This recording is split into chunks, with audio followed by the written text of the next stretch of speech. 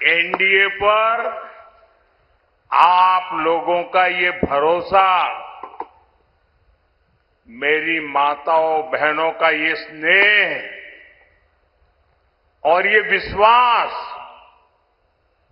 पूरे केरल में आज ऐसा ही माहौल दिख रहा है। मुझे निकट से केरलम के चुनाव को देखने का अवसर मिला है। मैं पहले भी आया हूं, लेकिन इस बार हवा का रुख कुछ और है, लोगों का मिजाज कुछ और है। केरलम में अब सबसे बड़ा परिवर्तन होने जा रहा है। 9 अप्रैल को वोटिंग और 4 मई को दशकों के कुशासन का अंत की घोषणा अब यह पक्का हो चुका है। एलडीएफ सरकार के जाने का काउंटडाउन शुरू हो चुका है। केरल में पहली बार बीजेपी और एनडीए की सरकार आने वाली है। പ്രിയപ്പെട്ടവരെ, ഇന്ന് തിരുവല്ലയിൽ തടിച്ചുകൂടിയിരിക്കുന്ന ഇത്രയും വലിയ സംഖ്യ, നിങ്ങൾ ദേശീയ ജനാധിപത്യ സഖ്യത്തിൽ നിങ്ങൾ അർപ്പിക്കുന്ന വിശ്വാസം, എന്റെ അമ്മമാരുടെ സഹോദരിമാരുടെ സ്നേഹം, വിശ്വാസം, ഇതൊക്കെ ഈ കേരളം മുഴുവൻ ഇന്ന് എനിക്ക് കാണാൻ സാധിക്കുന്നുണ്ട്. ഞാൻ പലതവണ കേരളത്തിൽ വന്നിട്ടുണ്ട്, പല തിരഞ്ഞെടുപ്പുകളിലും കേരളത്തിൽ എത്തിയിട്ടുണ്ട്. പക്ഷേ ഇത്തവണത്തെ കാറ്റ് മറ്റെല്ലാ തവണത്തേക്കാളിലും വ്യത്യസ്തമാണ്. മറ്റൊരു തരത്തിലുള്ള കാറ്റാണ് ഇന്ന് കേരളത്തിലുള്ളത്. ഇന്ന് കേരളത്തിലെ ചരിത്രത്തിലെ ഏറ്റവും വലിയ മാറ്റമുണ്ടാകാൻ പോവുകയാണ്. ഏപ്രിൽ 9 വോട്ടെടുപ്പും മെയ് 4 ദശകങ്ങളായി തുടരുന്ന ഈ ദുർഭരണത്തിന്റെ അന്ത്യം കുറിച്ചുള്ള പ്രഖ്യാപനവും ഉണ്ടാകും. ഇടതു സർക്കാരിന്റെ പതനത്തിന്റെ നാളുകൾ എണ്ണപ്പെട്ടിരിക്കുന്നു. കേരളത്തിൽ ആദ്യമായി ബിജെപിയുടെ നേതൃത്വത്തിൽ ദേശീയ ജനാധിപത്യ സഖ്യത്തിന്റെ സർക്കാർ ഉണ്ടാകാൻ പോകുന്നു. इस चुनाव में केरलम का तो एक फायदा होने वाला है, लेकिन मेरा बड़ा निजी नुकसान होने वाला है। आपको लगता होगा ऐसी क्या बात है, केरलम को फायदा होगा और मोदी का नुकसान होगा? जी, मेरा व्यक्तिगत नुकसान होने वाला है। मैं आपको मन में होता होगा क्या है, मैं बताऊं आपको? ऐसा है, ये जो अनूप लड़ रहा है ना चुनाव आपके यहां, ये पिछले 5 साल से मेरे साथ काम करता है और देश भर में घूम करके चीजें खोज करके लाता है। यानी एक प्रकार से मेरा डेडिकेटेड साथी रहा है। एक प्रकार से ऐसे कामों के लिए वो मेरा बायां हाथ बन गया है। और कभी भी शायद यहां भी लोगों को पता नहीं होगा कि अनूप मेरे साथ इतने सालों से है, कभी बोलता नहीं है और मैंने इसकी शक्तियों को जाना है। चुपचाप काम करना, अपने काम के लिए दिन रात जुटे रहना। मैंने ऐसा नौजवान मुझे मिला, मेरा बहुत काम हो गया। लेकिन मैंने देखा कि जब केरलम को इस नौजवान की सेवाओं को फायदा होगा तो मैंने कहा मेरा भले ही नुकसान हो जाए, लेकिन मैं आज अनूप को आपको सुपुर्द करने के लिए आया हूं। ഈ തെരഞ്ഞെടുപ്പ് കേരളത്തിന് വലിയ പ്രയോജനമുണ്ടാകാൻ പോകുന്ന ഒരു തെരഞ്ഞെടുപ്പാണ്. പക്ഷേ എനിക്ക് ഒരു പ്രയാസമുണ്ട്. അപ്പോൾ നിങ്ങൾ വിചാരിക്കും കേരളത്തിന് പ്രയോജനം കിട്ടാൻ പോകുമ്പോൾ മോദിജിക്ക് എന്താണ് പ്രയാസമെന്ന്. നിങ്ങൾക്ക് അതിൽ അമ്പരപ്പുണ്ടാകേണ്ട കാര്യമില്ല, ഞാൻ പറയാം.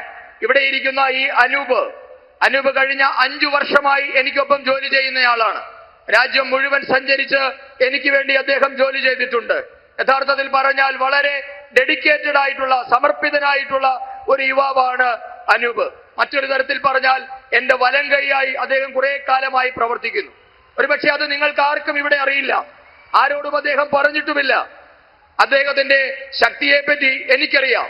നിശബ്ദമായി രാത്രിയെന്നോ പകലെന്നോ ഇല്ലാതെ പ്രവർത്തിക്കുന്ന ഒരു യുവാവാണ് അദ്ദേഹം. ഇന്ന് ആ യുവാവിന്റെ സേവനം കേരളത്തിന് കിട്ടാൻ പോവുകയാണ്. ഞാൻ അദ്ദേഹത്തെ ഈ തിരുവല്ലയ്ക്ക് സംഭാവന ചെയ്യുകയാണ്.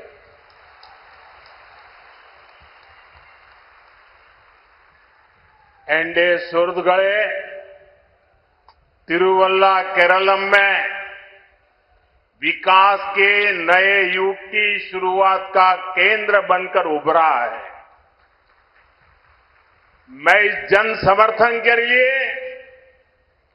तिरुवल्ला की जनता का बहुत बहुत धन्यवाद करता हूं। तिरुवल्ला के लोगों का विश्वास ये हमारी सबसे बड़ी ताकत है। തിരുവല്ലയിലെ ജനങ്ങളുടെ വിശ്വാസമാണ് ഞങ്ങളുടെ ഏറ്റവും വലിയ ശക്തി. പ്രിയപ്പെട്ടവരെ, കേരളത്തിൽ ഉണ്ടാകാൻ പോകുന്ന പുതിയ വികസന യുഗത്തിന്റെ പ്രഭവ കേന്ദ്രമായി തിരുവല്ല മാറുകയാണ്. ഇത്രയും വലിയ ഒരു മഹാസമ്മേളനത്തിന് ഞാൻ തിരുവല്ലയിലെ ജനങ്ങളോട് നന്ദി പറയുകയാണ്. തിരുവല്ലയിലെ ജനങ്ങളുടെ വിശ്വാസമാണ് ഞങ്ങളുടെ ശക്തി. एनडीए सुहृदगणे, अभी 2-3 दिन पहले जब मैं दिल्ली में था, मेरी केरलम के बीजेपी कार्यकर्ताओं से फोन पर लंबी चर्चा हुई। मेरा बूथ सबसे मजबूत कार्यक्रम में 5000 से ज्यादा शक्ति केंद्र, इतने छोटे से केरला में 5000 से ज्यादा शक्ति केंद्र में बीजेपी के 1,25,000 से ज्यादा कार्यकर्ता मेरे साथ फोन पर जुड़े थे और 30-40 मिनट इस चर्चा में मैंने देखा, साफ साफ दिखा कि केरलम की जनता ने एलडीएफ सरकार की विदाई पक्की कर ली है। इस चुनाव में मेहनत कर रहे सभी बीजेपी एनडीए कार्यकर्ताओं की मैं हृदय से सराहना करता हूं, उनका बहुत बहुत अभिनंदन करता हूं. പ്രിയപ്പെട്ടവരെ, 2-3 ദിവസങ്ങൾക്ക് മുൻപ് ഞാൻ ടെലിഫോൺ വഴി കേരളത്തിലെ ഭാരതീയ ജനതാ പാർട്ടിയുടെ പ്രവർത്തകരുമായി ദീർഘനേരം ചർച്ച നടത്തുകയുണ്ടായി. എന്റെ ബൂത്ത് ഏറ്റവും ശക്തം എന്ന പരിപാടിയുമായി ബന്ധപ്പെട്ട ചർച്ചയായിരുന്നു ഇത്. ഏകദേശം 30-40 മിനിറ്റോളം നേരം ഞാൻ പ്രവർത്തകരുമായി സംവദിച്ചു. ഇത്രയും ചെറിയ കേരളത്തിൽ നിന്ന് 5000-ഓളം ശക്തി കേന്ദ്ര ഇൻചാർജുമാരും 1.25 ലക്ഷത്തിലധികം പ്രവർത്തകരുമാണ് ഫോൺ വഴി ഞാൻ സംസാരിച്ചത്. ആ ചർച്ചയിൽ, സുദീർഘമായ ചർച്ചയിൽ നിന്നും എനിക്ക് മനസ്സിലായത്, കേരളത്തിലെ ഇടത് സർക്കാരിന് വിട നൽകാൻ കേരളത്തിലെ പ്രവർത്തകർ തയ്യാറായി എന്നാണ് എനിക്ക് മനസ്സിലായത്. ഈ തെരഞ്ഞെടുപ്പ് വിജയത്തിന് വേണ്ടി അത്യധ്വാനം ചെയ്യുന്ന ഭാരതീയ ജനതാ പാർട്ടിയുടെ എല്ലാ പ്രവർത്തകരെയും ഞാൻ ഹൃദയത്തിൽ നിന്ന് അഭിനന്ദിക്കുകയാണ്. एनडीए सुहृदगणे, मैं केरलम की ताकत को देख रहा हूं. अभी जहां हमारा हेलीकॉप्टर लैंड हुआ, हेलीपैड से मैं यहां तक आया, जितने लोग यहां हैं ना, उससे ज्यादा लोग रोड शो में वहां खड़े थे. मेरे लिए बड़ा सरप्राइज था. रोड शो का कार्यक्रम नहीं था, लेकिन पूरे रास्ते भर मैं देख रहा था, लोग ह्यूमन चेन की बात करते हैं लेफ्ट के लोग, आज यहां के लोगों ने ह्यूमन वॉल बना करके दिखा दिया. പ്രിയപ്പെട്ടവരെ, കേരളത്തിന്റെ ശക്തി ഇന്നും ഞാൻ കണ്ടു. ഞാൻ ഹെലിപ്പാഡിൽ നിന്നും ഇറങ്ങി കാറിൽ, ഹെലികോപ്റ്ററിൽ നിന്ന് ഇറങ്ങി കാറിൽ ഇങ്ങോട്ടേക്ക് വരുമ്പോൾ റോഡിന്റെ ഇരുവശങ്ങളിലും ഇവിടെ ഇരിക്കുന്ന ഇത്രയും ജനങ്ങളെക്കാൾ കൂടുതൽ ജനങ്ങൾ റോഡിന്റെ ഇരുവശങ്ങളിലുമായി റോഡ് ഷോയ്ക്ക് എന്ന പോലെ അവിടെ അണിനിരന്നിരുന്നു. പ്രിയപ്പെട്ടവരെ, അങ്ങനെ ഒരു റോഡ് ഷോ നാം പ്ലാൻ ചെയ്തിട്ടില്ലായിരുന്നു. പക്ഷേ റോഡിന്റെ ഇരുവശങ്ങളിലുമായി വലിയ മനുഷ്യ മതിൽ തീർത്ത് അവർ അവിടെ അണിനിരന്നിട്ടുണ്ടായിരുന്നു. एंडे सुहृदगणे, हमारे केरलम को ईश्वर ने अपार संसाधन और संभावनाएं दी है. यहां समंदर में ब्लू इकोनॉमी के असीम अवसर है. यहां उद्योगों के लिए संभावनाएं हैं. पर्यटन के क्षेत्र में कितना बड़ा पोटेंशियल है. लेकिन फिर भी केरलम विकास की दौड़ में बाकी राज्यों से लगातार पिछड़ रहा है, पीछे होता जा रहा है. പ്രിയപ്പെട്ടവരെ, നമ്മുടെ കേരളത്തിന് ഈശ്വരൻ അനന്തമായ വിഭവങ്ങളും സാധ്യതകളുമാണ് നൽകിയിട്ടുള്ളത്. നമ്മുടെ വിശാലമായ തീരപ്രദേശങ്ങൾ നമ്മുടെ ബ്ലൂ ഇക്കോണമിക്ക് ഏറ്റവും അനുയോജ്യമായതാണ്. കേരളത്തിൽ വ്യവസായങ്ങൾക്ക് അനന്ത സാധ്യതയാണ് ഉള്ളത്. വ്യവസായങ്ങൾക്ക് ഇവിടെ അവസരമുണ്ട്. വിനോദസഞ്ചാര മേഖലയ്ക്ക് വൻ സാധ്യതയുണ്ട്. പക്ഷേ എന്നിട്ടും കേരളം വികസനത്തിന്റെ കാര്യത്തിൽ മറ്റു സംസ്ഥാനങ്ങളെക്കാൾ വളരെ വളരെ വളരെ പിറകിലാണ്. एंडे सुहृदगणे, एलडीएफ यूडीएफ की सरकारों ने कभी भी इस क्षेत्र की परवाह नहीं की. यहां कनेक्टिंग रोड्स का हाल बेहाल है. मुझे आपके ही साथी बता रहे थे, यहां कई वर्षों से एक भी बड़ा पुल नहीं बना है. कोट्टयम में मेडिकल कॉलेज की हालत इतनी खराब है कि उसका वर्णन करना मुश्किल है. जहां बेसिक इंफ्रास्ट्रक्चर की ऐसी कमी हो, वहां आपकी क्वालिटी ऑफ लाइफ कैसी होगी, इसका अंदाजा हर कोई लगा सकता है. പ്രിയപ്പെട്ടവരെ, കേരളത്തിലെ രണ്ട് മുന്നണികൾക്ക്, ഇടത് വലത് മുന്നണികൾക്ക് ഈ കാര്യങ്ങളിലൊന്നും വലിയ ശ്രദ്ധ നൽകിയിട്ടില്ല. നമ്മളുടെ വിവിധ പ്രദേശങ്ങളെ തമ്മിൽ ബന്ധിപ്പിക്കുന്ന നമ്മുടെ ഗ്രാമീണ ഇടറോഡുകളുടെയൊക്കെ അവസ്ഥ വളരെ പരിതാപകരമാണ്. വർഷങ്ങളായി ഇവിടെ ഒരു പുതിയ പാലം പണിയാൻ പോലും, ഒരു വൻകിട പാലം നിർമ്മിക്കാൻ പോലും ഇവർക്ക് സാധിച്ചിട്ടില്ല. നമ്മുടെ തൊട്ടടുത്തുള്ള കോട്ടയം മെഡിക്കൽ കോളേജിന്റെ അവസ്ഥ വർണ്ണിക്കാൻ പോലും ആകാത്ത തരത്തിൽ വളരെ പരിതാപകരമാണ്. അടിസ്ഥാന സൗകര്യ വികസനങ്ങൾക്ക് ഇത്രയും അപര്യാപ്തത ഉള്ളയിടത്ത് എങ്ങനെ നമ്മുടെ ജീവിത നിലവാരം ഉയരും എന്നതിനെപ്പറ്റി എല്ലാവർക്കും ചിന്തയുണ്ടാകണം. एंडे सुहृदगणे, केरलम में कभी बीजेपी सरकार नहीं रही, लेकिन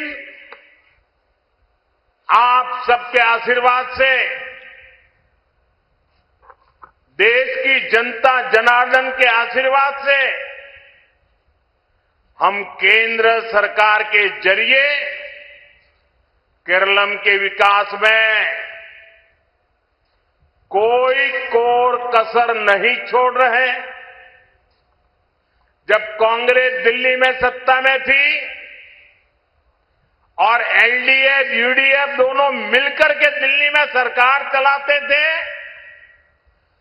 उस समय केरलम को जो मदद मिली, उसकी तुलना में एनडीए सरकार ने, मोदी सरकार ने 5 गुना ज्यादा पैसा केरलम को भेजा है. പ്രിയപ്പെട്ടവരെ, കേരളത്തിൽ നാളിതുവരെ ഭാരതീയ ജനതാ പാർട്ടിയുടെ സർക്കാർ ഉണ്ടായിട്ടില്ല. എന്നിട്ടും കേരളത്തിന്റെ വികസനത്തിനായി ചെയ്യാൻ സാധിക്കുന്ന എല്ലാ കാര്യങ്ങളും ജനദേവന്മാരുടെ, നിങ്ങളുടെ ഓരോരുത്തരുടെയും അനുഗ്രഹ ആശീസ്സോടുകൂടി ചെയ്യാൻ ഞങ്ങൾക്ക് സാധിച്ചിട്ടുണ്ട്. കേരളത്തിന്റെ വികസനത്തിനായി കിട്ടിയ ഒരവസരവും ഞങ്ങൾ പാഴാക്കിയിട്ടില്ല. കോൺഗ്രസ് കേന്ദ്രം ഭരിച്ചിരുന്ന സമയത്തേക്കാൾ 5 മടങ്ങ് അധികം തുകയാണ് മോദി സർക്കാർ NDA സർക്കാർ കേരളത്തിനായി നൽകിയത്. एनडीए सुहृदुक्കളെ, बीजेपी एनडीए को आपकी ईज ऑफ लिविंग और क्वालिटी ऑफ लाइफ दोनों की चिंता है. हमने पीएम आवास योजना के तहत गरीबों को पक्के घर दिए हैं. जल जीवन मिशन के तहत गांव-गांव पाइप से पानी पहुंचाने का काम हो रहा है. यहां रबर के किसान बड़ी संख्या में रहते हैं. केरलम के किसानों को हमने पीएम किसान सम्मान निधि के जरिए अराउंड 13,000 करोड़ रुपए की सहायता सीधी उनके बैंक खाते में पहुंचाई है. इससे रबर के किसानों को भी बहुत मदद मिली है.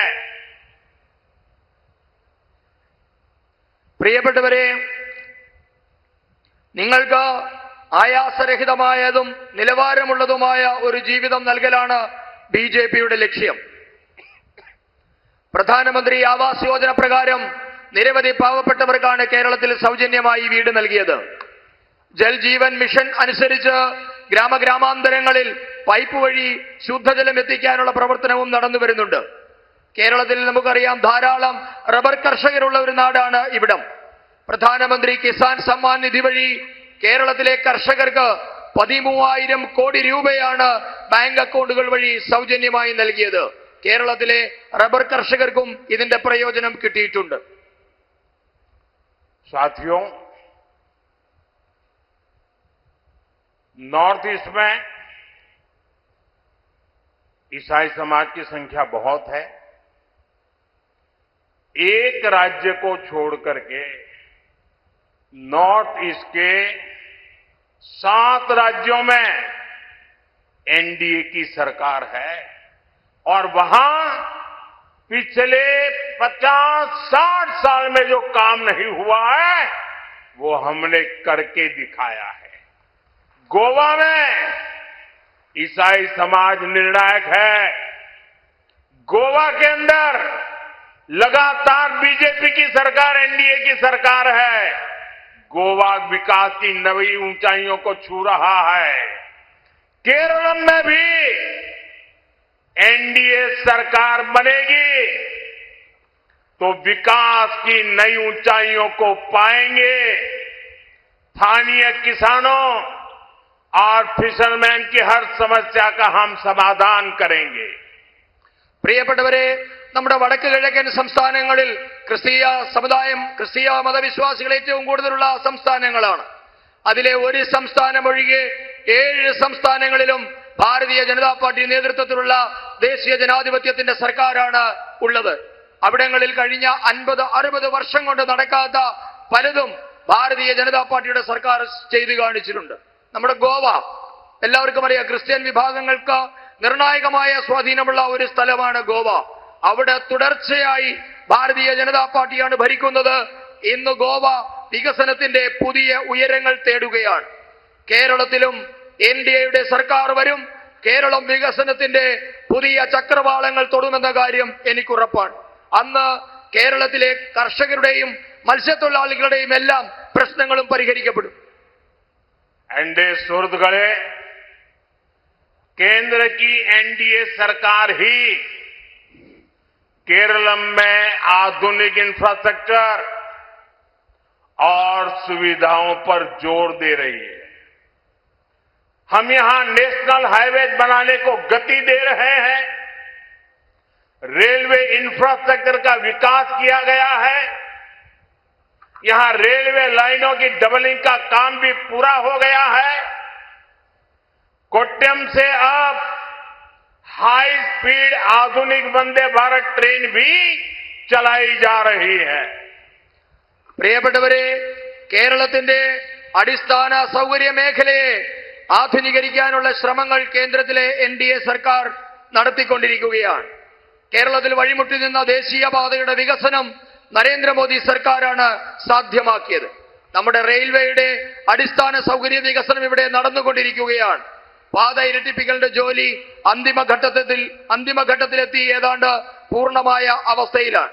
ഇന്ന് കോട്ടയം വഴി അതിവേഗത്തിൽ വന്ദേ ഭാരത് ട്രെയിൻ ഓടുന്നുണ്ട്. एनडीए सुहृदगणे, यहां सबरीमला रेलवे प्रोजेक्ट इस क्षेत्र में नई संभावनाओं को खोल सकता है.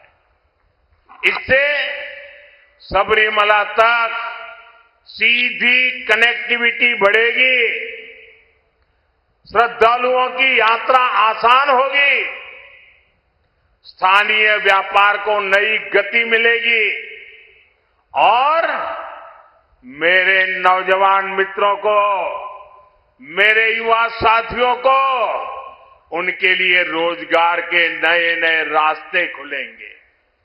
लेकिन साथियों, आपको ये बात हमेशा याद रखनी है, यहां प्रदेश सरकार ने इस प्रोजेक्ट को आगे बढ़ाने की जगह उसको लटकाए रखा. तिरुवल्ला को इसका बहुत बड़ा नुकसान हो रहा है. जब बीजेपी की डबल इंजन सरकार आएगी तो ऐसी सभी रुकावटें हटेगी और ये मोदी की गारंटी है. एनडीए की राज्य सरकार में केरलम तेज गति से विकास की राह पर आगे बढ़ेगा. एनडीए सरकारिनो किडिल केरलम विकसनत्ते पातയിൽ അതിവേഗം മുന്നേറും. പ്രിയപ്പെട്ടവരെ, ശബരി റെയിൽ പദ്ധതി വരുന്നതോടുകൂടി നിരവധി പുതിയ അവസരങ്ങളാണ് തുറക്കാൻ പോകുന്നത്. ഇതുമൂലം ശബരിമലയിലേക്ക് നേരിട്ടുള്ള യാത്രാ സൗകര്യമുണ്ടാകും. തീർത്ഥാടനം അനായാസമാകും. പ്രാദേശികമായ കച്ചവടക്കാർക്ക് പുതിയ വഴി തെളിഞ്ഞു കിട്ടും. എന്റെ യുവ സുഹൃത്തുക്കൾക്ക്, യുവ സഹോദരങ്ങൾക്ക് പുതിയ തൊഴിലവസരത്തിന്റെ പാതകൾ തുറക്കപ്പെടും. എന്നാൽ നിങ്ങൾ ഒരു കാര്യം എപ്പോഴും ഓർക്കണം, കേരളത്തിലെ ഈ സർക്കാരുകൾ ഈ പദ്ധതി നടപ്പാക്കാതിരിക്കാനുള്ള കാര്യങ്ങളാണ് ചെയ്തുകൊണ്ടിരിക്കുന്നത്. ഇതിന്റെ ഏറ്റവും വലിയ നഷ്ടം തിരുവല്ലയ്ക്കാണ് സംഭവിക്കുന്നത്. ഭാരതീയ ജനതാ പാർട്ടിയുടെ നേതൃത്വത്തിലുള്ള ഡബിൾ എഞ്ചിൻ സർക്കാർ വരുന്നതോടുകൂടി ഈ തടസ്സങ്ങളെല്ലാം മാറും. ഇത് മോദിയുടെ ഗ്യാരണ്ടിയാണ്. കേരളത്തിലെ എൻഡിഎ സർക്കാർ കേരളത്തെ അതിവേഗം വികസന പാതയിലേക്ക് കൈപിടിച്ചു നടത്തിക്കും.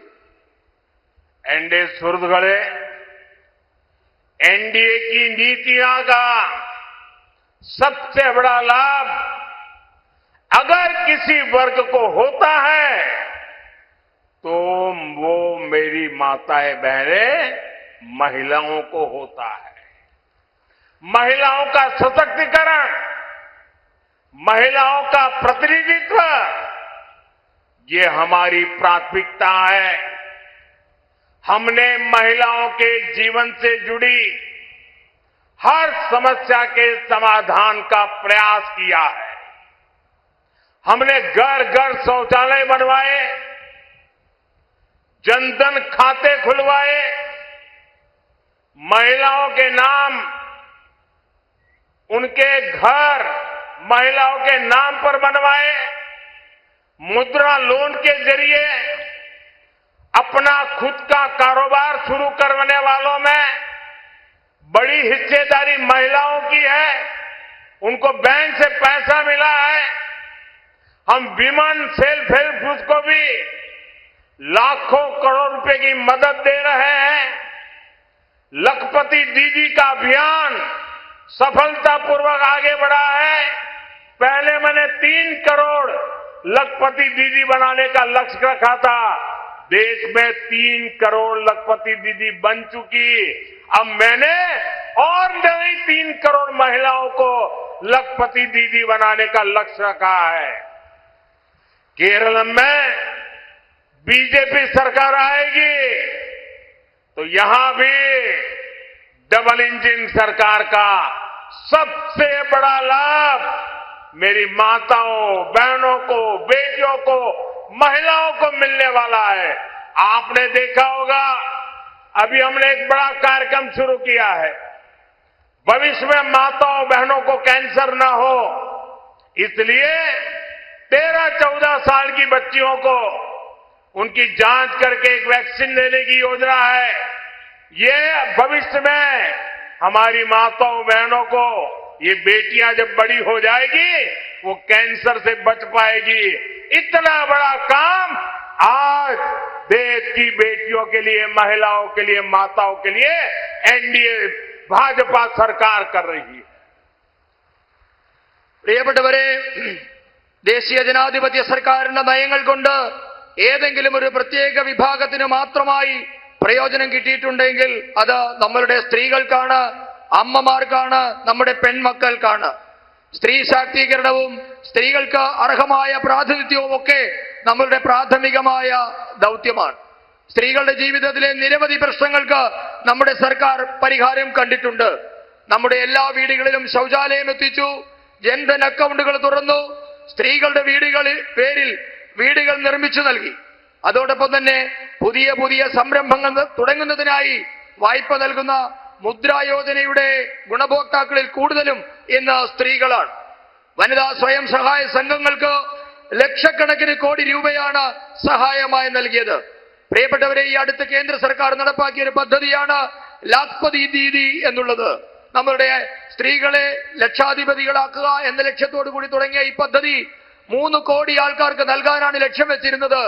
അത് പൂർത്തിയാക്കിയിട്ട് അടുത്ത 3 കോടി സ്ത്രീകൾക്ക് നൽകുന്നതിന് വേണ്ടിയിട്ടാണ് കേന്ദ്ര സർക്കാർ ഇപ്പോൾ ലക്ഷ്യം വെക്കുന്നത്. അതോടൊപ്പം തന്നെ ഇന്ന് നമ്മുടെ പെൺകുഞ്ഞുങ്ങൾക്ക് ഭാവിയിൽ ക്യാൻസർ രോഗം വരാതിരിക്കാൻ, ഗർഭാശയ ക്യാൻസർ അടക്കമുള്ളതിന്റെ പ്രതിരോധത്തിന് വേണ്ടി 13-14 വയസ്സുള്ള പെൺകുഞ്ഞുങ്ങൾക്ക് സൗജന്യമായി ക്യാൻസർ വാക്സിൻ നൽകാനും കേന്ദ്ര സർക്കാർ തീരുമാനിച്ചിട്ടുണ്ട്. ഇത്രയും വലിയ സ്ത്രീ സൗഹൃദമായ ഒരു പദ്ധതിയും രാജ്യത്ത് നാളിതുവരെ നടന്നിട്ടില്ല. കേരളത്തിലും ബിജെപിയുടെ നേതൃത്വത്തിൽ ഇരട്ട എഞ്ചിൻ സർക്കാർ വരുന്നതോടുകൂടി ഏറ്റവും കൂടുതൽ പ്രയോജനം കിട്ടാൻ പോകുന്നത് നമ്മുടെ അമ്മമാർക്കാണ്, പെൺകുഞ്ഞുങ്ങൾക്കാണ്, സഹോദരിമാർക്കാണ്. एनडीए सुहृदगले, ये हमारी ही सरकार है जिसने लोकसभा और विधानसभा में महिलाओं को 33% रिजर्वेशन दिया है। और आप सभी की जानकारी में है कि बजट सत्र का हमने पूर्णाहुति करने के बजाय उसका विस्तार किया है। 3 दिन के लिए 16, 17, 18 अप्रैल को संसद फिर से मिलने वाली है। आपको पता है क्यों मिलने वाली है? जो कानून हमने पारित किया है 33% महिलाओं के लिए 2029 में लोकसभा के चुनाव से इसका लाभ मिलना शुरू हो जाए, 33% बहनें पार्लियामेंट में आकर के बैठे, इसके लिए कानून बनाने की जरूरत है। जैसे पार्लियामेंट ने सर्वसम्मति से महिला आरक्षण का बिल पास किया था, वैसे ही 16, 17, 18 को 2 काम करने हैं। केरल हो, तमिलनाडु हो, बाकी राज्य हो, जिन्होंने जनसंख्या नियंत्रण में अच्छा काम किया है, लोग झूठ फैला रहे हैं कि जनसंख्या कम हो रही है तो सीटें कम हो जाएगी। हम इस बार पार्लियामेंट में पक्का करना चाहते हैं, पार्लियामेंट में कानून पे थप्पा लगाना चाहते हैं कि केरल हो, तमिलनाडु हो, कर्नाटक हो, आंध्र हो, गोवा हो, तेलंगाना हो, कहीं पर भी लोकसभा की सीटें कम न हो, इसका थप्पा लगाने के लिए। और दूसरा, महिलाओं के लिए जो सीटें होगी वो अतिरिक्त सीटें बढ़ जाए, इतना बड़ा फायदा हमारे दक्षिण भारत के राज्यों को मिले, इसके लिए हम कानून संशोधन के लिए सत्र बुला रहे। हमने कांग्रेस के लोगों को मीटिंग के लिए बुलाया। हम आशा करते हैं कि वो हमारी बात मान करके आएंगे। हमने इंडिया अलायंस के मित्रों से बात की है। आप भी लोगों को बताइए, कांग्रेस के लोगों को बताइए, एलडीएफ के लोगों को बताएं कि महिलाओं के अधिकार का एक कानून निर्विरोध पास होना चाहिए। ये उनसे वादा लीजिए आप लोग। और मैं उनसे भी प्रार्थना करता हूं कि मेरी माताओं बहनों का ये हक 40 साल से लटका हुआ है, अब 2029 के चुनाव में फिर से लटकना नहीं चाहिए। इसलिए मैं सभी राजनीतिक दलों पर, देश की माताएं बहनें दबाव डालें, सब संसद में आए और इस कानून को पारित करें। महिला जनप्रतिनिधियों की संख्या, इस विषय को देखते हुए नारी शक्ति वंदन कानून में संशोधन किया जाएगा। यह आवश्यक है कि ये संशोधन सर्वसम्मति से पास हो, ताकि साल 2029 में होने वाले चुनाव में ही इसका लाभ हमारी माताओं बहनों को मिलना शुरू हो जाए। मैं सभी दलों से आग्रह करूंगा कि नारी शक्ति से हित से जुड़ा काम है, इसलिए खुले मन से कोई भी राजनीतिक हिसाब किताब किए बिना पूर्ण समर्थन करके माताओं बहनों का विश्वास जीतने में आप भी भागीदार बनिए। പ്രിയപ്പെട്ടവരെ, നമ്മുടെ രാജ്യത്ത് രാഷ്ട്രീയത്തിൽ സ്ത്രീകൾക്ക് 33% സംവരണം ഏർപ്പെടുത്തിയത് നമ്മുടെ സർക്കാരാണ്. ഈ 33% സംവരണ നിയമം കൊണ്ടുവന്നത് മൂലം ഇനി 2029 നടക്കാൻ പോകുന്ന ലോക്സഭാ തെരഞ്ഞെടുപ്പിലടക്കം ഇതിന്റെ മാറ്റമുണ്ടാകും. ഇപ്പോൾ നടന്നു വന്നിരുന്ന ബജറ്റ് സെഷൻ നമ്മൾ 3 ദിവസത്തേക്ക് കൂടി ദീർഘിപ്പിച്ച വിവരം ഒരുപക്ഷെ നിങ്ങൾ എല്ലാവരും അറിഞ്ഞിട്ടുണ്ടാകും.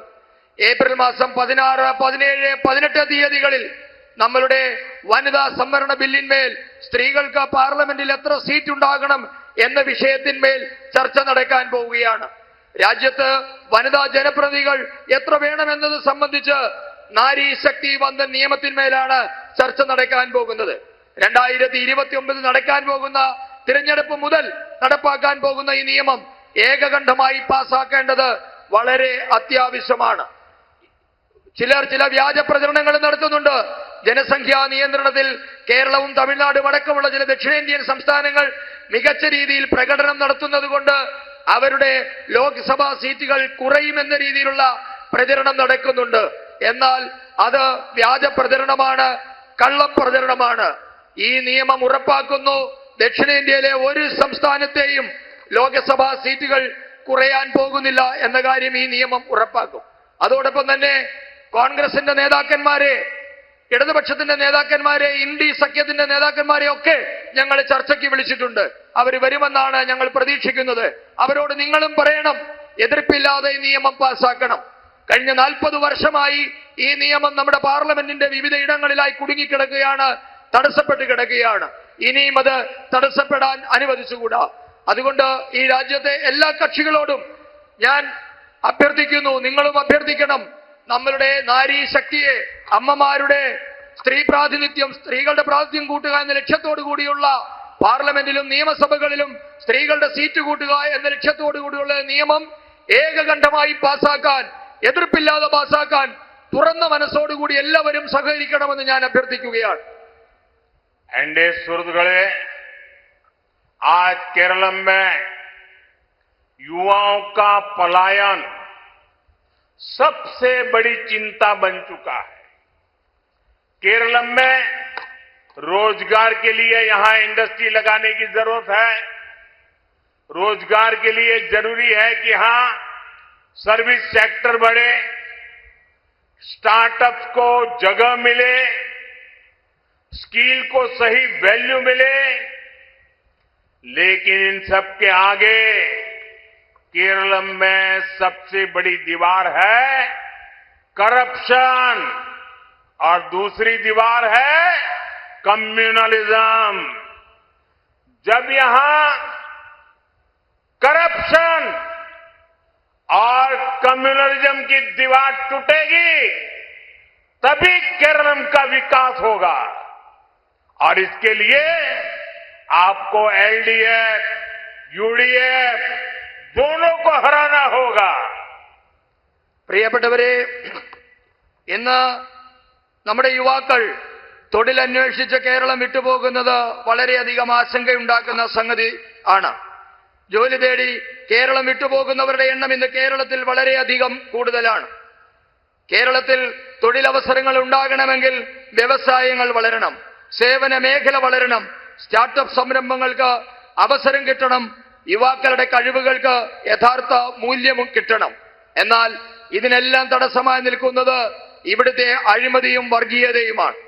അഴിമതിയുടെയും വർഗീയതയുടെയും മതിലുകൾ തകരുമ്പോൾ മാത്രമേ കേരളം വികസിക്കുകയുള്ളൂ.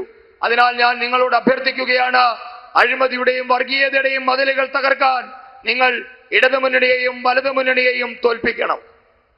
एनडीए सुहृदगणे, रोजगार की तलाश में यहां से लाखों युवा विदेशों में भी गए हैं। एनआरआई के तौर पर भी वो केरलम की सेवा करते हैं। यहां अपनी आय का बड़ा हिस्सा रेमिटेंस के तौर पर भेजते हैं। इसी का परिणाम है ये क्षेत्र बैंकिंग कैपिटल बनकर उभरा है। लेकिन कांग्रेस ने आपके और आपके संबंधियों के खिलाफ एक बहुत खतरनाक काम किया है। मैं विस्तार से आपको ये बात आज बताना चाहता हूं। പ്രിയപ്പെട്ടവരെ, ഇവിടെ നിന്ന് തൊഴിലന്വേഷിച്ച് ലക്ഷക്കണക്കിന് ചെറുപ്പക്കാരാണ് വിദേശത്തേക്ക് പോയിട്ടുള്ളത്. അവർ വിദേശത്തിരുന്നും കേരളത്തെ സേവിക്കുന്നുണ്ട്. അവരുടെ വരുമാനത്തിന്റെ വലിയൊരു പങ്കും അവർ നാട്ടിലേക്ക് ബാങ്കുകൾ വഴി അയക്കുകയാണ്. ഇതിന്റെ ഫലമായി നമ്മളുടെ പ്രാദേശിക ബാങ്കുകളുടെ മൂലധനം കൂടിയിട്ടുണ്ട്. ഈ പ്രദേശം ഒരു ബാങ്കിംഗ് തലസ്ഥാനമായും മാറിയിട്ടുണ്ട്. എന്നാൽ കോൺഗ്രസുകാർ നിങ്ങളോടും നിങ്ങളുടെ ബന്ധുക്കൾക്കുമെതിരെ ചെയ്ത വലിയ അപകടകരമായ ഒരു കാര്യം ഞാൻ നിങ്ങളോട് വിശദമായി ഇനി ചർച്ച ചെയ്യാം.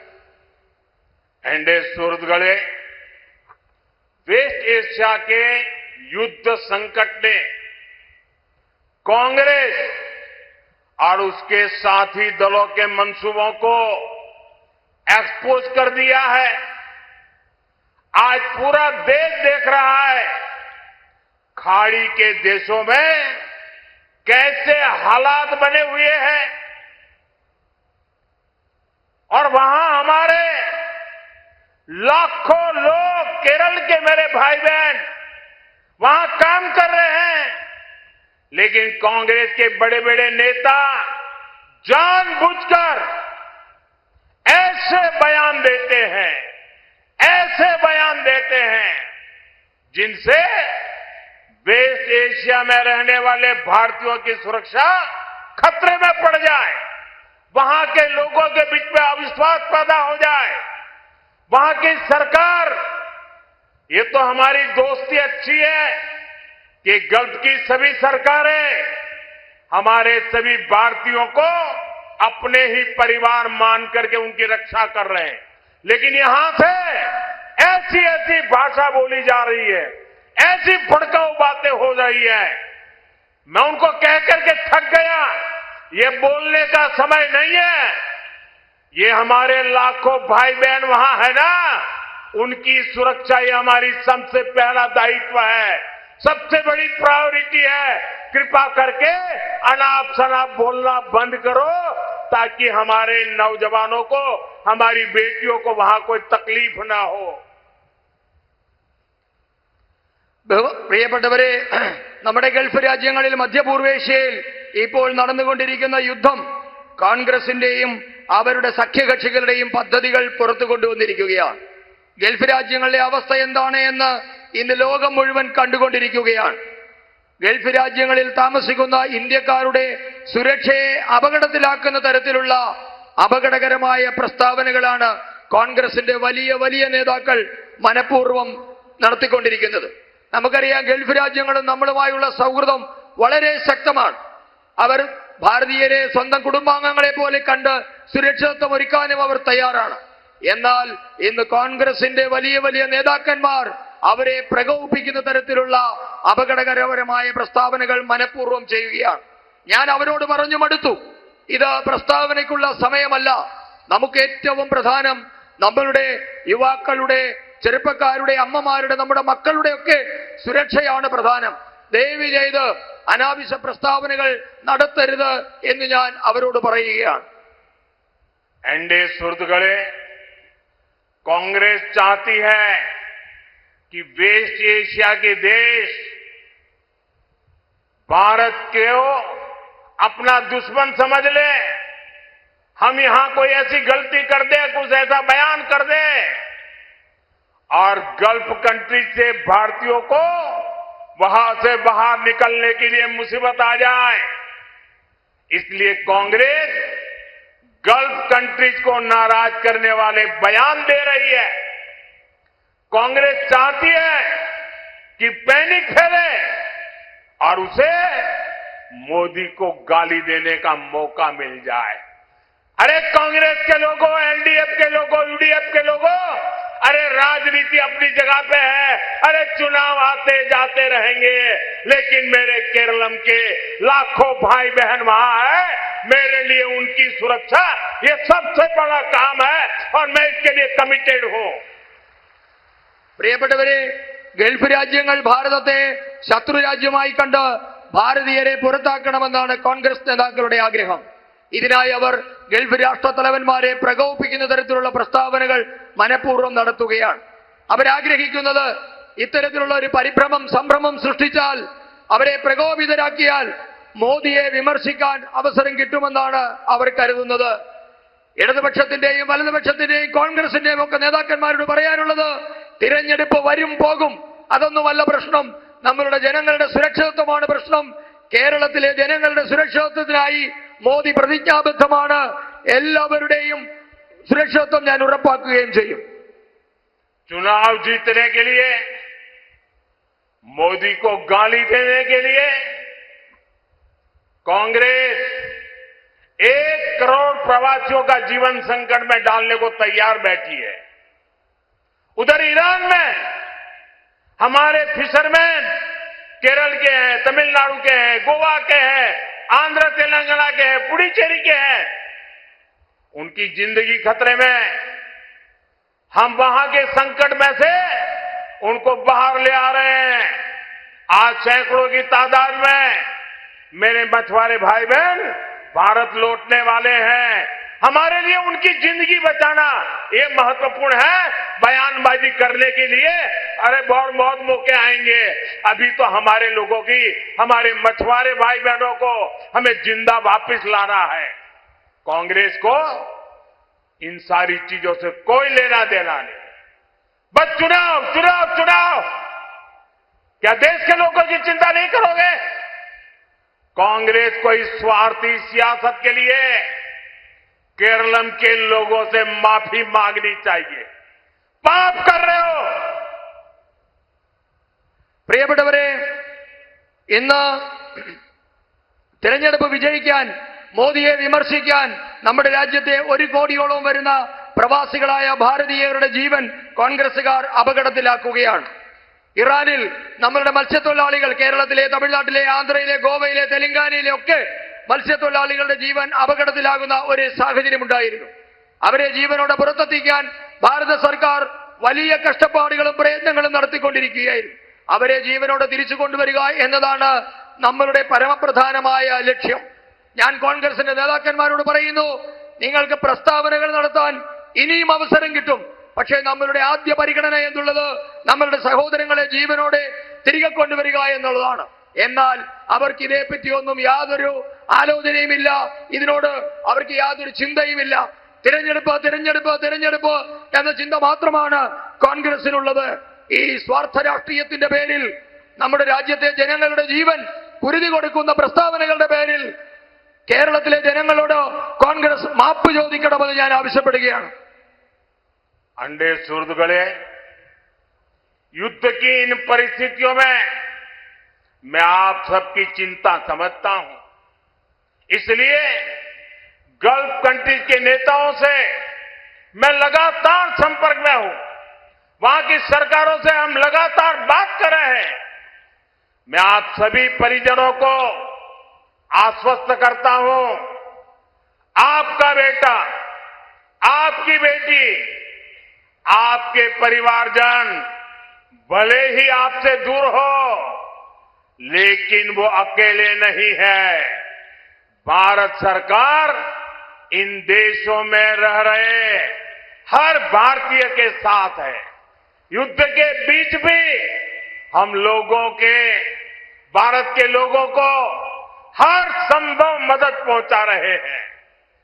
പ്രിയപ്പെട്ടവരെ, ഈ യുദ്ധം നടക്കുന്ന സമയത്ത് നിങ്ങളുടെ മലയാളികളായ നിങ്ങളുടെയൊക്കെ ആശങ്കകൾ ഞാൻ മനസ്സിലാക്കുന്നുണ്ട്.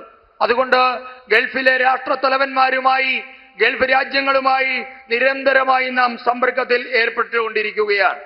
ഞാൻ ഈ എല്ലാ കുടുംബങ്ങളോടും, മലയാളികൾ ഗൾഫിൽ ബന്ധുക്കളുള്ള എല്ലാ കുടുംബാംഗങ്ങളോടും ഞാൻ പറയാൻ ആഗ്രഹിക്കുന്നു, നിങ്ങളുടെ മകൻ, നിങ്ങളുടെ മകൾ, ബന്ധുക്കൾ ഒക്കെ ഫലത്തിൽ നിങ്ങളിൽ നിന്ന് അകലെയായിരിക്കാം. എന്നാൽ അവർ ഒറ്റയ്ക്കല്ല. എല്ലാ രാജ്യങ്ങളിൽ കഴിയുന്ന അവരോടൊപ്പം ഭാരതത്തിന്റെ സർക്കാരുണ്ട്. ഈ യുദ്ധത്തിനിടയിലും ഓരോ ഭാരതീയനും ആവശ്യമായ സഹായം ഭാരത സർക്കാർ എത്തിച്ചു നൽകുന്നുണ്ട്. एनडीए सहयोगीगणे इस चुनाव में एलडीएफ, यूडीएफ वालों ने मिलकर एक और प्रोपेगेंडा शुरू किया है। लेफ्ट वाले कहते हैं कि कांग्रेस बीजेपी की बी टीम है और कांग्रेस कहती है कि लेफ्ट बीजेपी की बी टीम है। इन्हें इसलिए कहना पड़ रहा है क्योंकि ये दोनों भी जानते हैं कि इस चुनाव में केरलम में अगर कोई पार्टी ए टीम है तो ए टीम बीजेपी ही है। പ്രിയപ്പെട്ടവരെ, ഈ തെരഞ്ഞെടുപ്പ് കാലത്ത് ഇടത് വലത് മുന്നണികൾ കേരളത്തിൽ മറ്റൊരു വലിയ പ്രചരണം അഴിച്ചുവിട്ടിട്ടുണ്ട്. ഇടത് കക്ഷികൾ പറയുകയാണ് കോൺഗ്രസ് എന്നുള്ളത് ബിജെപിയുടെ ബി ടീമാണ്. കോൺഗ്രസുകാർ പറയുന്നു ഇടതു പാർട്ടികൾ ബിജെപിയുടെ ബി ടീമാണ്. ഇവർ രണ്ടുപേരും ഇങ്ങനെ ഒരുപോലെ പറയുന്നതിന് ഒരു കാരണമുണ്ട്. കാരണം ഇവർ രണ്ട് കൂട്ടർക്കും അറിയാം, കേരളത്തിൽ ഇന്ന് ഏതെങ്കിലും ഒരു ടീം എ ടീമായിട്ടുണ്ട് എങ്കിൽ അത് ഭാരതീയ ജനതാ പാർട്ടിയാണെന്ന കാര്യത്തിൽ ഇവർ രണ്ടുപേർക്കും ഒരു സംശയവുമില്ല. एनडीए सुहृदगणे, साथियों, आपने ये भी देखा है इस चुनाव में एलडीएफ और यूडीएफ दोनों मिलकर सिर्फ बीजेपी को गालियां दे रही है। उनके निशाने पर सिर्फ बीजेपी है। इसकी एक वजह और भी है जो आपको जरूर जानना चाहिए, नोट करना चाहिए।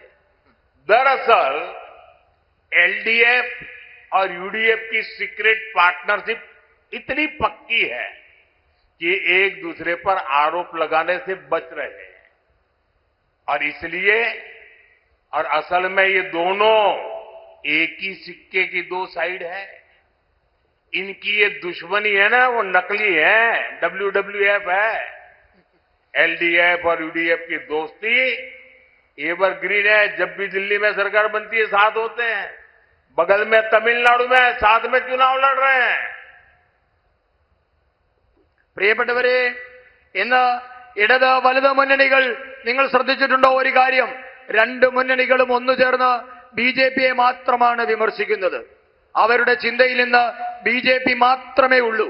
നിങ്ങൾ ഒരു കാര്യം ഉറപ്പായും ശ്രദ്ധിക്കണം, ഇവരുടെ രഹസ്യ കൂട്ടുകെട്ട് വളരെ ശക്തമായതിനാലാണ് ഇവർ പരസ്പരം വിമർശിക്കാൻ പോലും തയ്യാറാകാത്തത്.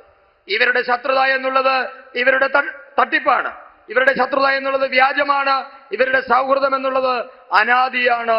ഇവർ നാണയത്തിന്റെ ഒരു വശങ്ങളാണ്. ഇവർ വ്യത്യാസം ഒന്നു മാത്രമേ ഉള്ളൂ. കേരളത്തിൽ ഇവരുടെ സൗഹൃദം കർട്ടന് പിന്നിലാണെങ്കിൽ മറ്റിടങ്ങളിലെ ഇവർ പരസ്യമായി ഇന്ത്യ മുന്നണിയുടെ ഭാഗമാണ്. एनडीए सहयोगीगणे, लेफ्ट और कांग्रेस दोनों वोट बैंक के लिए कट्टरपंथी लोगों को राजनीति में आगे बढ़ाते हैं। मुनम्बम जैसी घटनाएं केरलम में आम होती जा रही है। वहां सैकड़ों ईसाई और हिंदू परिवारों को डराया गया, लेकिन केरलम सरकार पीड़ितों को सहायता देने की जगह कट्टरपंथी ताकतों के साथ खड़ी नजर आती है। ये खतरनाक ट्रेंड है। वोट बैंक के लिए केरलम और देश की सुरक्षा से खिलवाड़। केरलम के देशभक्त लोग इसे कभी भी कामयाब नहीं होने देंगे। പ്രിയപ്പെട്ടവരെ, കേരളത്തിലെ രണ്ട് മുന്നണികളും വിഘടനവാദികളെ പ്രോത്സാഹിപ്പിക്കുകയാണ്. നിങ്ങൾ കണ്ടിട്ടുണ്ട്, മുനമ്പം പോലെയുള്ള സംഭവങ്ങൾ ഇന്നിവിടെ സാധാരണമാവുകയാണ്. മുനമ്പത്ത് നിരവധി ക്രിസ്ത്യൻ ഹിന്ദു കുടുംബങ്ങൾ ഈ വിഘടനവാദികളുടെ പ്രവൃത്തി മൂലം വളരെ ഭീതിയിലായിരുന്നു. എന്നാൽ ഇരകൾക്ക് സഹായം നൽകേണ്ട സർക്കാർ വിഘടനവാദികൾക്കൊപ്പം ചേരുന്ന കാഴ്ചയാണ് നാം കണ്ടത്. ഇത് അപകടകരമായ പ്രവണതയാണ്. വോട്ട് ബാങ്ക് രാഷ്ട്രീയത്തിന് വേണ്ടി ഇവർ കേരളത്തിന്റെ സുരക്ഷയെ അപകടത്തിലാക്കുകയാണ്. ദേശഭക്തരായ മലയാളികൾ, കേരളത്തിലെ ജനങ്ങൾ ഇത് അനുവദിക്കില്ല. अंडे सुर्द गले लेफ्ट और कांग्रेस का भ्रष्टाचार हो या उनका तुष्टीकरण, इसका सीधा हमला केरलम की संस्कृति और आस्था पर हो रहा है। पहले इन लोगों ने सबरीमला तीर्थ को बदनाम करने के लिए कैसे कैसे षड्यंत्र रचे थे, और अब सबरीमला इनकी लूट और चोरी के निशाने पर भी आ गया है। പ്രിയപ്പെട്ടവരെ, ഇടത് വലത് മുന്നണികൾ അഴിമതിയായാലും പ്രീണനമായാലും അതിന്റെ നേരിട്ടുള്ള ആഘാതം അനുഭവിക്കുന്നത് നമ്മുടെ കേരളത്തിന്റെ സംസ്കാരവും വിശ്വാസവുമാണ് എന്ന് നിങ്ങൾ ശ്രദ്ധിച്ചിട്ടുണ്ടാകും. ഇവരുടെ ശ്രദ്ധ ശബരിമലയുടെ പവിത്രതയെ കളങ്കപ്പെടുത്താനായിരുന്നു. ശബരിമലയുടെ പവിത്രതയെ കളങ്കപ്പെടുത്താനുള്ള കുതന്ത്രങ്ങളാണ് ഇവർ ആവിഷ്കരിച്ചിരുന്നത് എങ്കിൽ ഇപ്പോൾ അവരുടെ ശ്രദ്ധ ശബരിമലയെ കൊള്ളയടിക്കുന്നതിലേക്ക് തിരിഞ്ഞിരിക്കുകയാണ്. एंडे सुर्द गले सबरीमला, उसमें हुए इस पाप का एक पैटर्न है। ये चोरी एलडीएफ की सरकार में हुई और इसमें चोरी करने वालों के तार कांग्रेस के शीर्ष नेताओं से जुड़े पाए गए। लेफ्ट वाले तो हमेशा से हिंदू आस्था पर हमले के लिए जाने जाते हैं, इसलिए एलडीएफ सरकार मामले की जांच सीबीआई को नहीं सौंप रही है। और जो कांग्रेस हमेशा मंदिर से जुड़े विषयों को अछूत मानती थी, वो आज हिंदुओं की हितैषी बनने का नाटक कर रही है, दिखावा कर रही है, लोगों को गुम कर रही है।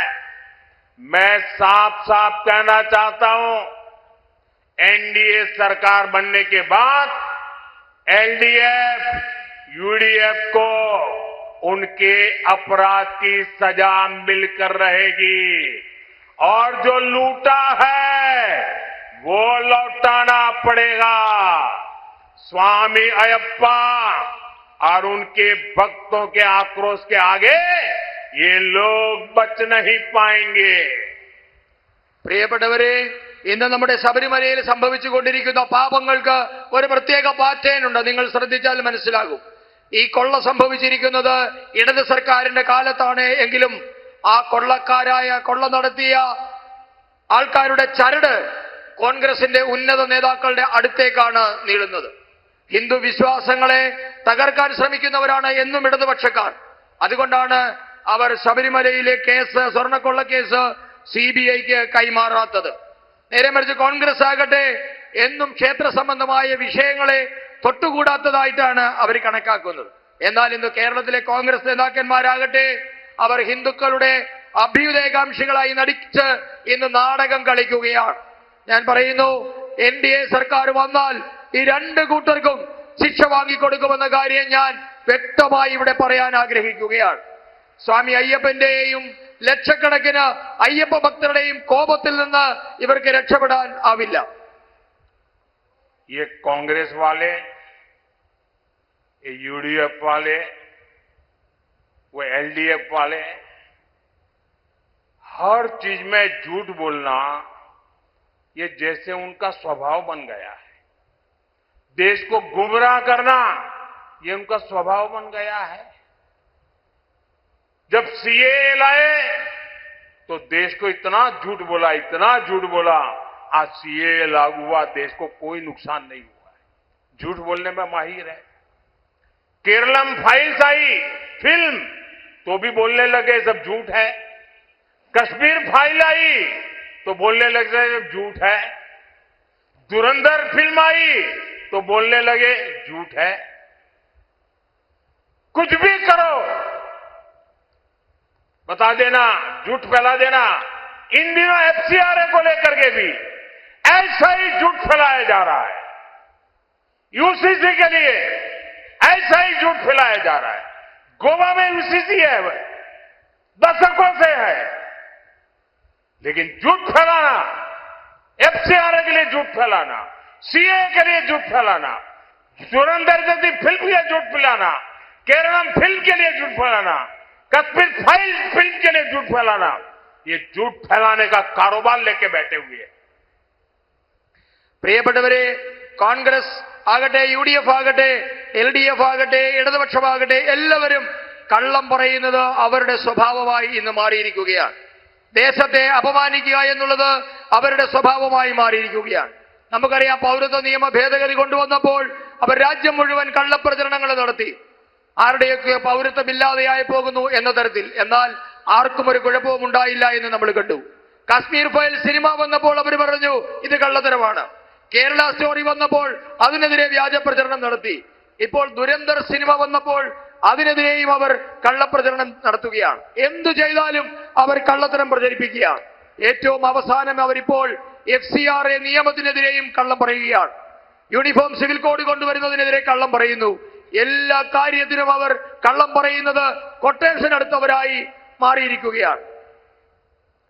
अंडे सौदगड़े केरलम की आस्था, संस्कृति, इसकी रक्षा हो, केरलम विकास की नई ऊंचाइयों को छुए,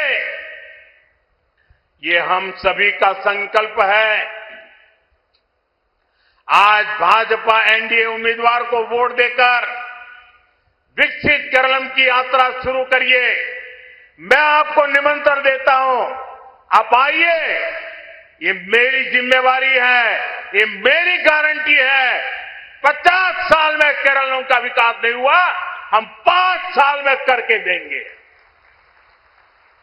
പ്രിയപ്പെട്ടവരെ, കേരളത്തിന്റെ സംസ്കാരവും വിശ്വാസവും രക്ഷിക്കാൻ കേരളം വികസനത്തിന്റെ പുതിയ ചക്രവാളത്തിൽ എത്തുക, ഇതൊക്കെ നമ്മുടെ ലക്ഷ്യമാണ്. ഇത് നമ്മുടെയൊക്കെ ആഗ്രഹമാണ്. അതിനായി നിങ്ങൾ എല്ലാവരും ബിജെപി എൻഡിഎ സ്ഥാനാർത്ഥികൾക്ക് വോട്ട് ചെയ്യണമെന്ന് ഞാൻ അഭ്യർത്ഥിക്കുകയാണ്. ഞാൻ നിങ്ങൾക്ക് ഉറപ്പ് നൽകുന്നു, ഇത് മോദിയുടെ ഗ്യാരണ്ടിയാണ്. കഴിഞ്ഞ 50 വർഷമായി കേരളത്തിൽ നടക്കാത്ത വികസനം ഞങ്ങളെ ഭരണമേൽപ്പിച്ചാൽ 5 വർഷം കൊണ്ട് നടത്തി കാണിക്കും. ഇത് ഞങ്ങളുടെ ഉറപ്പാണ്, മോദിയുടെ ഗ്യാരണ്ടിയാണ്.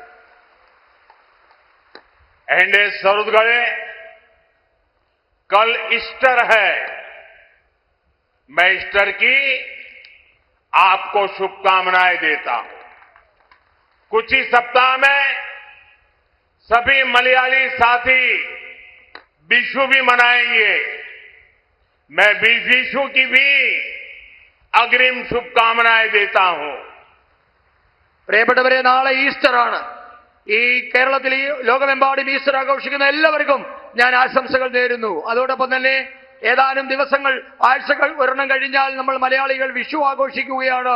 എല്ലാ മലയാളികൾക്കും ഞാൻ വിഷു ആശംസകളും നേരുന്നു. मैं सबसे पहले तो आप सबकी माफी मांगना चाहता हूं, क्योंकि मैं मलयाली, ये आपकी बहुत सुंदर भाषा, वो मैं बोल नहीं पाता हूं। मुझे हिंदी में बोलना पड़ा। लेकिन इसके बावजूद भी एक भी व्यक्ति यहां से हटा नहीं। मैं जानता हूं यहां गांव के लोग आए हैं, हो सकता है मेरी भाषा नहीं समझ पाते, लेकिन ये आपके प्यार की ताकत है, ये आपके आशीर्वाद है कि एक भी व्यक्ति हिल नहीं रहा है, हट नहीं रहा है। मेरा ये बहुत बड़ा सौभाग्य है। मैं आपका ये कर्ज, मैं ये आपका प्यार कभी भूलूंगा नहीं। ये मेरे पर आपका कर्ज है और मैं केरलम के विकास को वो प्राथमिकता दे करके 1.25 गुना विकास करके इस कर्ज को चुकाऊंगा, ये मैं आज वादा करता हूं।